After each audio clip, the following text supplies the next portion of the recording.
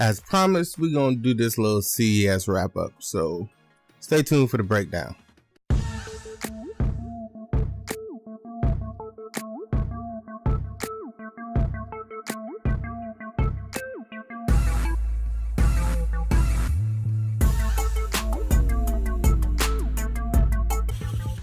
Happy Monday, people. We back at it with another breakdown video. This time we're going to do a CES wrap up. So like I promised last week, I'm just going to wrap up all the things I think were fantastic at CES and, you know, just general news about the things that happened at CES. So if you enjoy this type of video, this is going to be one of the more techie videos because I do gaming and tech.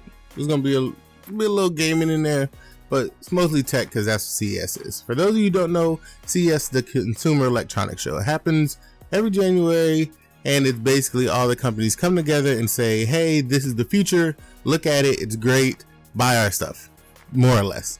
So I'm gonna run through a quick, I don't know, probably 10 to 15 things that I thought was dope, and you can pick out what you like. Let me know what y'all think in the comment section of everything I go through.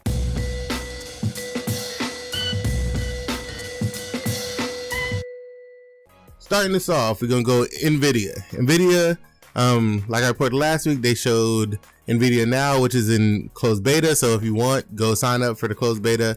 You can do that right this second.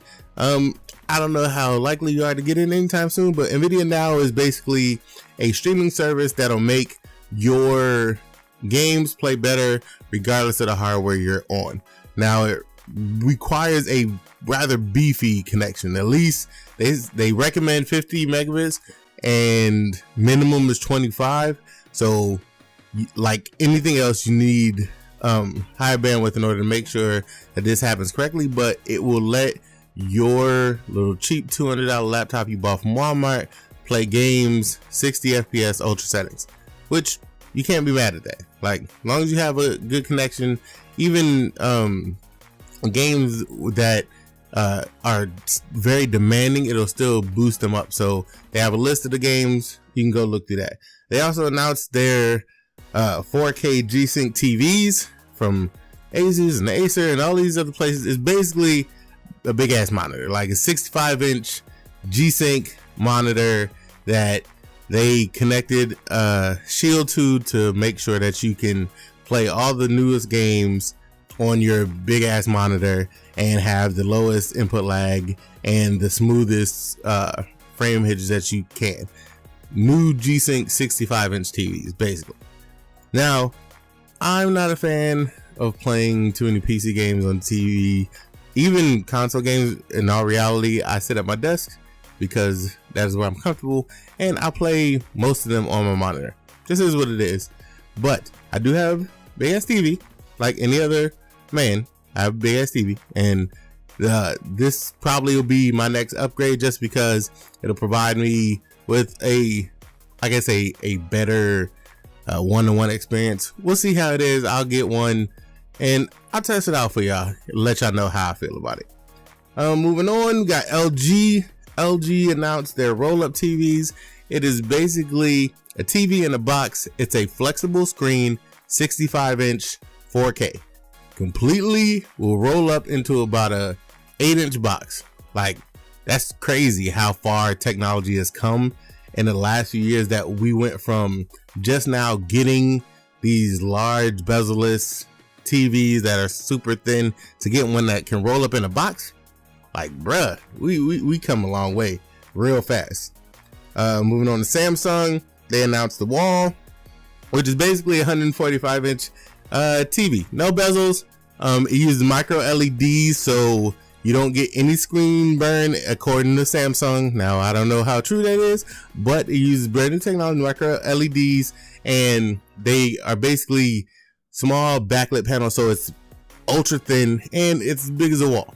Now, any man worth a salt wants this because it's a TV the size of the damn wall. I don't know how else I can put that makes it any more descriptive, but the TV the size of the wall looks dope. 4K display, looks straight flames. Gonna cost $1 billion goddamn dollars. 1000% gonna cost $1 billion, but it is what it is.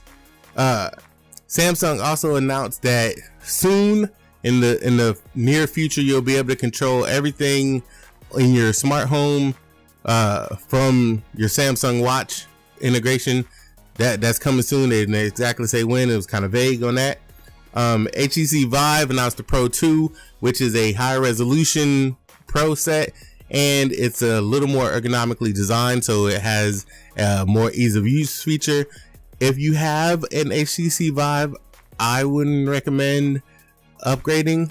To me, it doesn't seem like that large a leap. Like, it says you need the same minimum specs and it'll give you higher output, but anybody who's played VR games knows that if they go up on the output, you need to increase the power, otherwise you're going to have a bad experience. So if you already have an HTC Vive, just keep yours. This ain't something I see you need to upgrade to.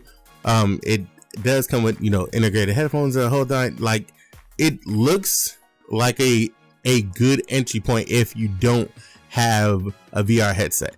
I would go with the HTC Vive because it is undoubtedly the best experience. It is also the most expensive, which is why it is. This is one of those cases where you definitely get what you pay for. So if you can't afford an HTC Vive Pro 2 or Pro, then I would just go with your lowest common denominator. VR is one of those things that's in its infancy. It needs to become wireless, it needs to become cheaper, and it needs to be full experiences on it. Because right now, you get a lot of small little tech demos. You get 1 or 2 full experiences, and VR is done at that point in time. Razer announced a new phone, which also integrates to a laptop case, more or less, where you click the phone into the laptop case, Belinda, and you can basically use your Razer phone as the guts for having a laptop experience. You use the phone's face as the touch screen because it clicks into that part where the laptop usually is, and it uses that guts to ensure that you get a full laptop experience, play some games, whatever. It looks okay.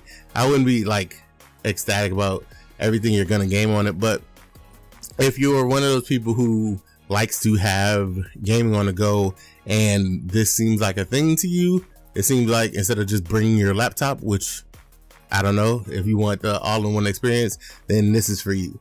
They also announced a partnership they have with Philips Hue for all the lighting, basically everywhere, to control your lighting in your house, the lighting in your PC, the lighting of your peripherals.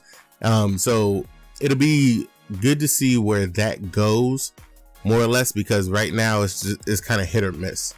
Intel announced the Shooting Star Mini, which is just a little drone. They also talked about their next generation stuff, and they did a lot of, oh my god, we understand that people have hacked our stuff. There are so many problems with security. They did that for like 15 minutes. Like they did a lot of that, and then they moved on to a lot of automation. Ryzen 2 is coming out. It's coming out in April, and there is also new motherboards coming out for it. The X470 is the only one they announced. I imagine there will be a B3 something, 3 series, 360 whatever series, something like that. That'll also coincide with the release of the Ryzen 2. They did, however, say that all the Ryzen 1 chips will be usable on the Ryzen 2 boards, and as long as you have a 3 series or later motherboard, you can use the Ryzen 2 on the last generation boards. If you have a B350, X370, you can also use those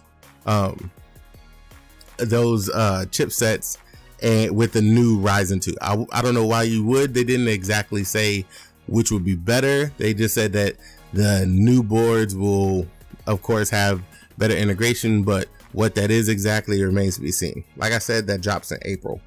And they announced a lot of Radeon Vega Mobile stuff and APU stuff. So there's a couple APUs that's coming out that you can buy, and they're onboard APUs. So you can get them and put them in a board, get you some low res, some low heat gaming.